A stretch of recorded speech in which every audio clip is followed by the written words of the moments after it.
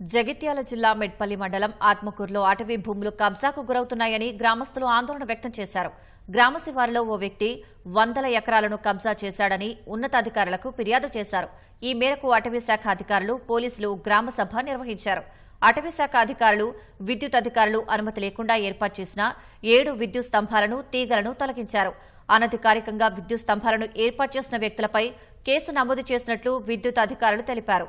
అటవీ భూములను కాపాడాలని, ఖాళీ స్థలాల్లో మొక్కలను పెంచితే వాటిని రక్షిస్తామని గ్రామస్తులు అధికారులతో తెలిపారు. 15 రోజులలో అటవీ భూములకు సరిహద్దులు నిర్ణయిస్తామని అధికారులు తెలిపారు. అటవీ భూములు ఎక్కడ కబ్జాకు గురైనా వాటిని స్వాధీనపరుచుకుంటామని, కబ్జాదారులపై కఠిన చర్యలు తీసుకుంటామని అధికారులు తెలిపారు. వన్యప్రాణులకు స్థలం లేకుండా మా ఊళ్ళో ఉన్న గొర్రెలు గాని, బర్రెలు గాని, ఆవులు గాని మేయడానికి పోతే కూడా స్థలాలు లేకుండా కబ్జాకు గురవుతున్నాయి. అధికారులకు మస్తు సార్లు మా సర్పంచ్ గారు, ఉప సర్పంచ్ గారు, ఎంపీటీసీ గారు వీళ్ళంతా కూడా గత 45 సంవత్సరాల నుంచి చెప్పుకుంటూ వస్తారు. కానీ అధికారుల నిర్లక్ష్యంతోనే ఇది పక్కా జరుగుతుంది.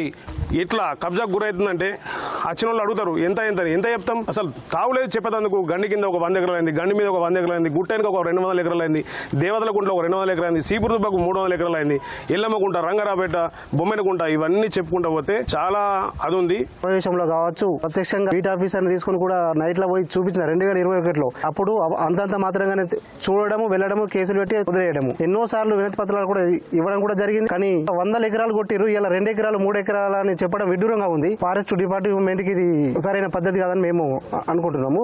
పోడు భూములు ఇస్తున్నారనే ఒక నేపథ్యంలో అనధికారికంగా రాత్రి జేసీబీలు పెట్టడము, టాటర్లు పెట్టడము, రాత్రిపూట పెద్ద మిషన్లు పెట్టి చదువు చేస్తూనే ఉన్నారు. ఇప్పటి వరకు చేస్తూనే ఉన్నారు. ఫారెస్ట్ అధికారులకు మేము వినతి పత్రాలు, ఇలాంటి వినతి పత్రాలు అయితే ఎన్నో 100 ఇచ్చాం కావచ్చు. 100 ఎకరాల్లో కబ్జా జరుగుతుంది. కానీ ఇంతవరకు కూడా ఎలాంటి కఠినమైన నిర్ణయాలు తీసుకోవడం లేదు.